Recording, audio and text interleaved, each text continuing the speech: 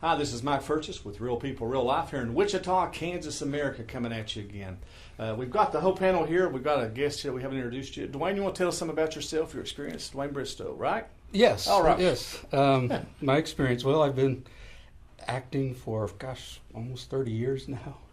I did a lot of theater, a lot of community theater, and decided to try the professional side of it a few years back, and got an agent, a couple agents, and started doing commercials and kept pretty busy actually at the time, and did a few movies, did some independent stuff, did a show off Broadway in New York City. That was fun being a New York actor for a while. So, but yeah, I went to L.A., tried to do the L.A. thing for a little bit. And there seems to be a theme here of going to L.A. and coming back. I mean, what's up with that? I don't know anybody believe he might jump in here. What's the deal with the L.A.? I mean, obviously that's where Hollywood. People say, "Well, I don't like Hollywood." And my response is, "Dude, Hollywood's in Wilmington, North Carolina. It's in Atlanta, Georgia." Sure. But what is it with Hollywood? I didn't enjoy it the whole time I was there. I mean, I really didn't enjoy it. But yeah, I don't know. Well, I mean, it's the kind of the hub of the business. I mean, it was. It's not. It still is, but it's not as big as it used to be because you have Atlanta and you have New Orleans and New Mexico. And then in Canada, you've got Vancouver and Toronto. So, but I mean, that's usually if you want to try to get into SAG or something like that, then you head out there and start paying your dues. Yeah. Some of this will be for folks looking in that maybe have had an interest. Talk some about SAG, what that is, what that's all about, the benefits of it, and so forth. Screen Actors Guild, SAG. Well, it used to just be Screen Actors Guild, then they merged with AFTRA, so there's now SAG-AFTRA. But basically, if you want to be on any primetime television shows or the big movies like Marvel does or Star Wars stuff, they're all under a union contract, so you have to be a member of SAG, or they have to hire you and Taft-Hartley you and give the reason why they think you are more special than the 170,000 other SAG members they already have. So how do you become a part of that then? Well, I was just going to add that being an actor around here, though, it's not. Being a member of SAG isn't as important in the state of Kansas because there's not really all that many union. There's zero new union jobs around here. I mean, most of the union stuff's in Oklahoma and other states. And it's expensive to be a member. Well, what is it that, I mean, you think about Wilmington, North Carolina, I think of Atlanta now, I think of just places all over, not just L.A. where people are making movies. What is it that Kansas is lacking in to draw that movie-making production company that, say, in Oklahoma? That's a lot. That's a long conversation. We got some time, so we can get that. There is a short answer. Actually, there's a lot of reasons. Kansas offers a lot, but its weather is unpredictable. It changes frequently, lots of wind. It makes things difficult. But the real reason why we don't have bigger productions coming here, more than anything else, is lack of tax incentives. And there's a lot of people who think that it's wrong to give tax breaks to one industry over another. What they're not taking into account is the nature of what film production does. When it comes into an area, it doesn't just spend money on the actors that they're bringing in and everything else. It puts money into the local economy through hardware stores, through hotels, through restaurants, all services, taxis, truck rentals. It just keeps on snowballing to the point where it generates more money, way more than you're actually refunding the production. And a perfect example is Wilmington, North Carolina. I'll be wondering, Wilmington's smaller than Wichita. It's only like 30,000 people, at least was years ago. But on the East Coast, like in the West Coast, you have those towns. The little towns are all butted up against each other. It's not like Wichita, where when you leave you're in farmland for 3 hours. It's an hour and a half till you get to Salina, or an hour. But technically, it's a small town. Well, in the 80s, Dino De Laurentiis filmed Firestarter out there, and he really liked the area. And they worked out a deal. The city actually donated land, just gave it to him, and he built sound studios out there, actual full-blown sound stages, like that you tour out in Hollywood. And they started filming throughout the 80s and 90s. They got so busy that little tiny Wilmington, North Carolina was actually number 2 for production on the East Coast. And a big part of that also, besides having the facilities available and a cheaper area, so expenses were lower, they started giving tax incentives. In essence, sometimes states will refund, your sales tax. Sometimes they'll actually give you a percentage of your budget back. If you prove what you spent in town, they'll get, in the area where you're in production, they'll give you a chunk back. Kansas actually tried something. It got very exciting for a short time years ago. But it took a lot of convincing because they're like, we can't give away this money. And we're like, you're not giving away money. If it doesn't come here, you're not going to make any money. You're never going to get those tax dollars either way. But what you can do is benefit the local businesses, and that will generate taxable income. But they finally did something, but unfortunately, they set it up so the tax incentive was only good for Kansas-based companies. So people even tried to look into, well, can I come in and build a shell company in Kansas? This happens, and then I'll take those tax credits and sell them at a discount to another company. Well, they made the tax credits non-transferable. So they now claim, well, we tried the tax incentive and it didn't work. Well, they didn't really try it.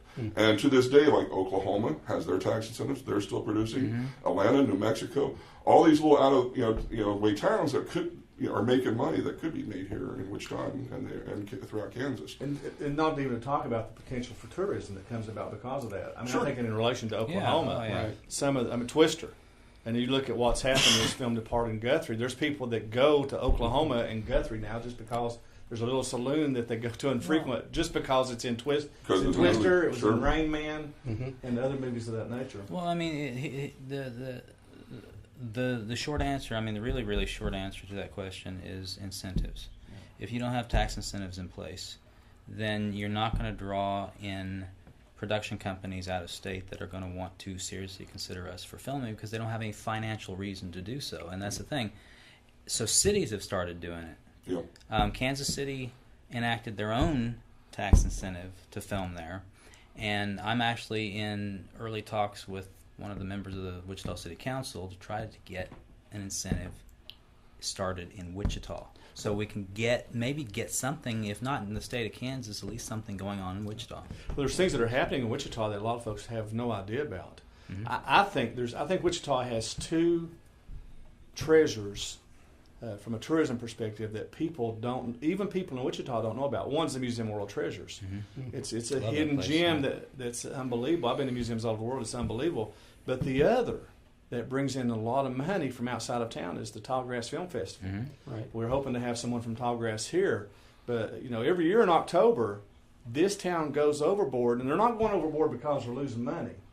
By the time, all these people are coming from all over the country to visit Wichita, they're staying at motels and the places around town. They're going to the bars, they're going to the nightclubs, they're going to the restaurants.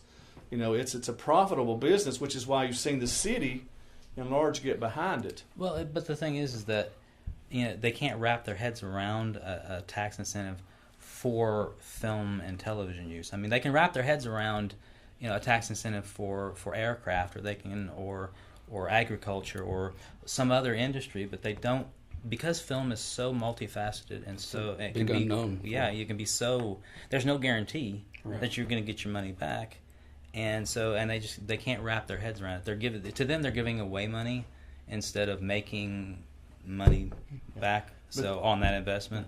But those of us and others, yourself certainly more so even than myself, we know that there is the potential to turn a profit and make money off of those investments and those tax incentives. Oh, without question. In fact, to go back to Wilmington, unfortunately, some new politicians were voted in a couple of years back, and they were convinced they were giving money away. So they killed the tax incentives, and it absolutely destroyed the industry there. And there was a migration to Georgia. Sleepy Hollow was filming there, which is a show on Fox, and they migrated because they lost it. They migrated to Atlanta. There's a lot of big shows, and there's still some production happening, but only because the facilities are there. And the thing that people don't even understand that facility actually has the largest columnless structure on the East Coast with the largest water tank in Little Wilmington, North Carolina. We're talking about Florida and Disney. Wilmington has a bigger water tank, but without those tax incentives, people literally putting their crew members that had developed careers there in the industry, put their houses on the market, and have moved to Atlanta. And that's another thing is that we don't really have a soundstage here. No. I mean, No. the closest thing that you have to a soundstage is Mindfire. Sure. You know, but they are a school. They're teaching, so it'd be nice to have that one day. The potential's there, but it's going to take some work. Yeah. What are our selling points? What is it that we have in Kansas that we can use as a selling point to get some of these companies or some of these businesses or movie franchises to come into Kansas and film?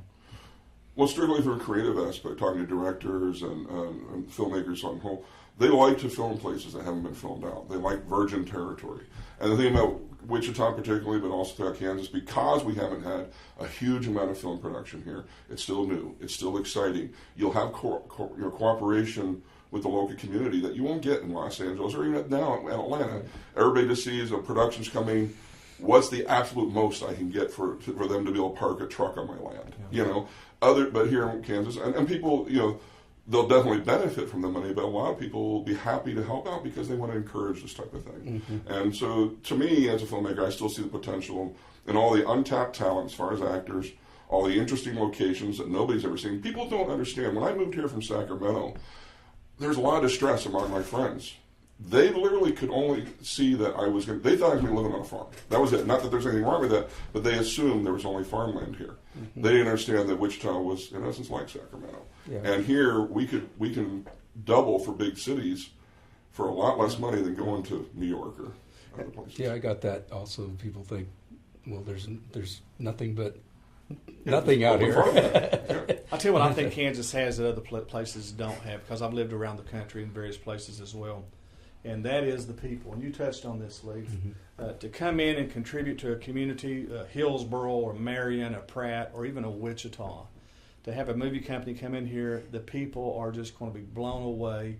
The support that you get, the help that you get, the excitement that generates around that, those are things that they're not replaceable. I mean, yeah. You can manufacture that to some extent, but for here, Kansas, I've always been impressed that the people of Kansas are real. It's real people, you know. So we're real.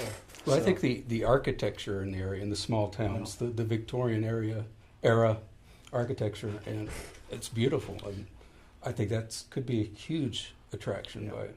So yeah, all that's true. We're going to take a break, come back, and talk about movies and a few other things as well, some of our favorite movies, and talk some more about the city of Wichita, what we do have going for us. So until then, we'll be back in a couple of minutes. This is Mike Furchess with Real People, Real Life.